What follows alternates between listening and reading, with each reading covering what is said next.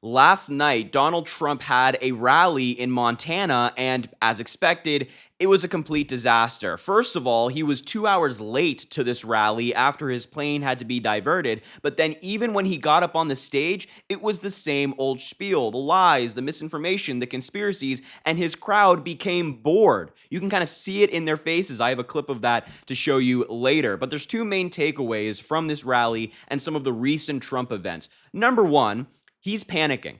He knows that he's losing support. He's losing support in the polls, and people are switching sides rapidly. And they are now supporting Vice President Kamala Harris and Governor Tim Walz. And then, second of all, he has nothing on them.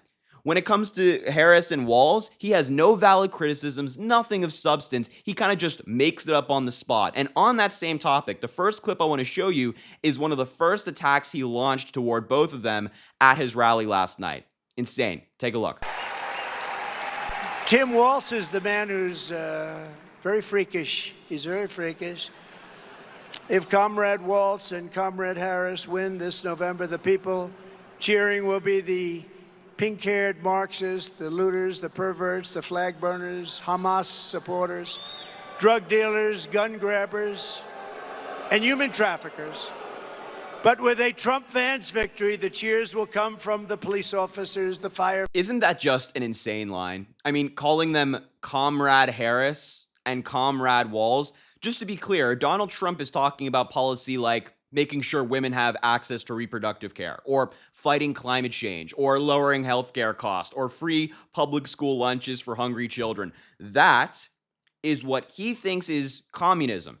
That's what he thinks is communism. That's what he thinks is radical left, far left policy. Actually, the overwhelming majority of Americans agree with that policy. They like that policy. It is, of course, not communism. You know what we call it? We call it common sense. That's common sense. That's common sense policy that makes people's lives better, makes our country better. But Donald Trump is not interested in any of that. He also has no valid criticisms of this policy. So instead, he just gives it a big bad label such as communism or socialism, or he just comes up with some nefarious word like that. He can't say, hey, I don't want to fight climate change. Hey, I don't want to lower healthcare costs. Hey, I don't think women should have reproductive care. So instead, he just goes with, well, they're comrades. They're commun. Of course not. That is insane. And the idea that if he wins, all these amazing people are going to be cheering, and if Kamala Harris wins, all these evil people are going to be cheering, is insane. The people who will be cheering for Kamala Harris winning are people like teachers, actual police officers, firefighters, democracy-loving Americans, people who work in healthcare,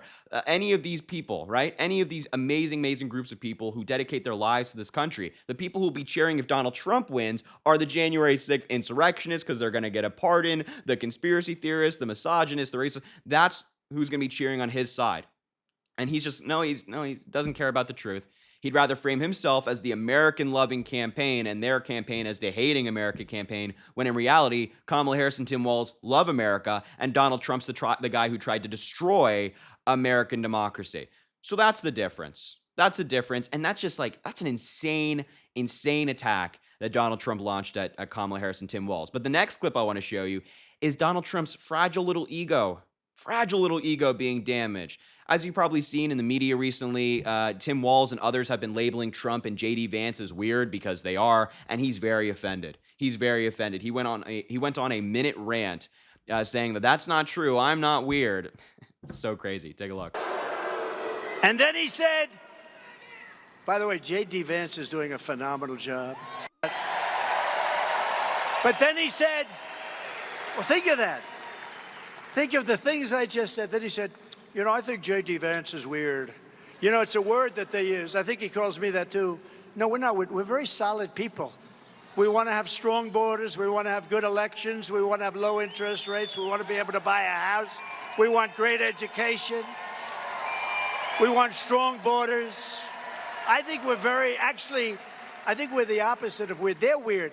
You know what they do? They work with the press on coming up with a soundbite, just a soundbite.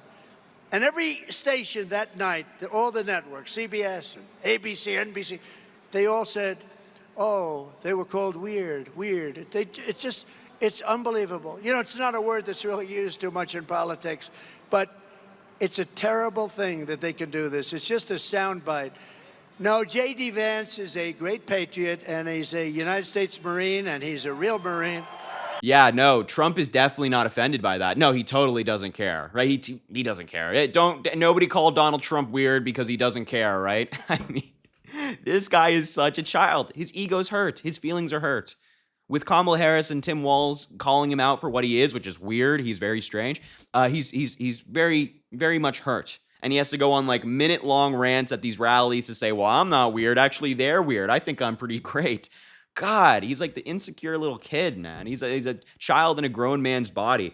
And some of the biggest lies that he's told during that his career and that campaign was that JD Vance is doing well. JD Vance is flailing, and this weird label that has been given to him and Trump is so effective. That's why they're combating it. If it wasn't effective, that Donald Trump wouldn't be dedicating time to it, but he is. He knows that people are just seeing the policy that Trump and JD Vance are putting forward, such as giving families with children more votes, or trying to tax people without children more, or trying to take women's reproductive rights away across the United States, not just in certain states, which is already bad enough. People are seeing this policy, and then they're seeing Trump. That was kind of like JD Vance. Then they're seeing Trump talk nicely about January 6th insurrectionists. They're seeing him still talk about the 2020 election. They're seeing him come up with the most insane conspiracies. And the most normal conclusion you can have there is that they are very weird. They are very strange. But that is, of course, very hurtful to Donald Trump and JD Vance. They hate it. They hate it. So definitely don't do it. Definitely do it. Definitely don't. Definitely. Anyway, insane. Insane. So the next clip I want to show you is Donald Trump calling Kamala Harris dumb, saying that he's smarter. Really, he said this. Take a look. They're playing the ref like the great Bobby Knight, right? Play the ref now. They're not putting up with it anymore. What they are doing is, in my opinion, totally illegal. Kamala is grossly incompetent and, in my opinion, has a very low IQ. But we'll find out about her IQ during the debate, okay? Let's find out about her IQ.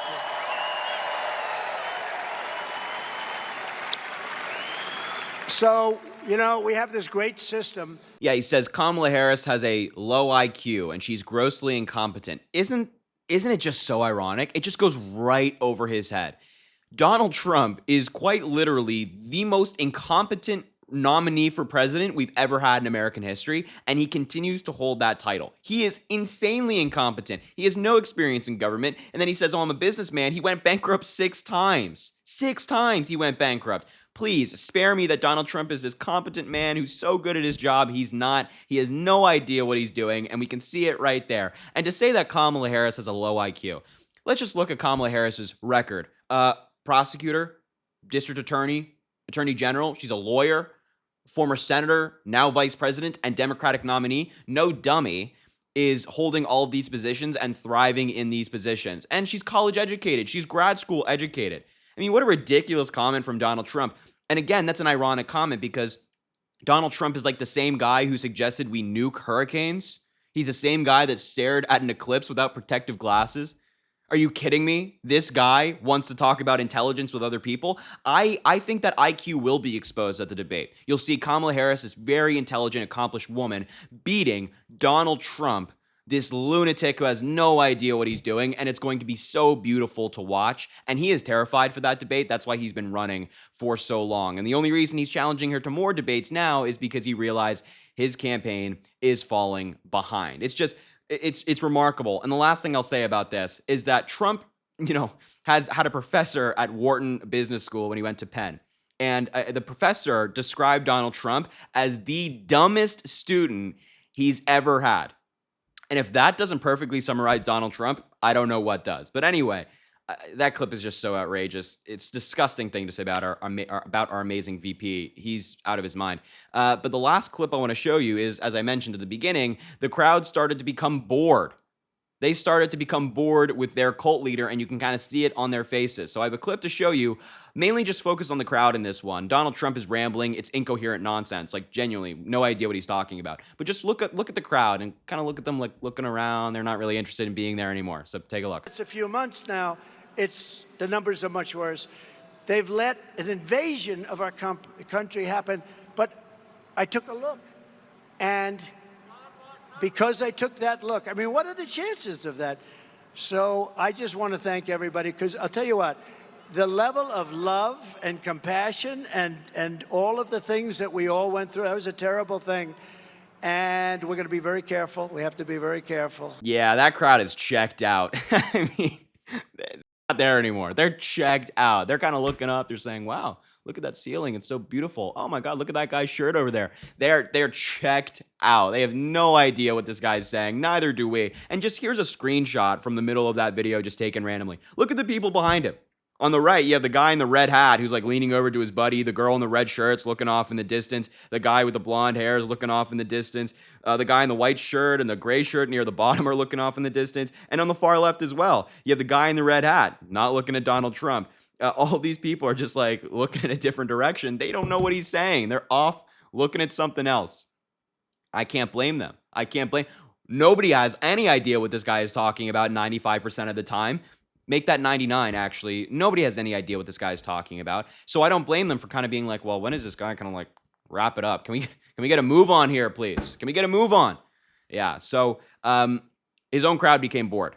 Amazing, isn't it? His campaign's just collapsing. Anyway, I just wanted to show you this a little bit of Trump's rally in Montana. It was awful, as you probably saw.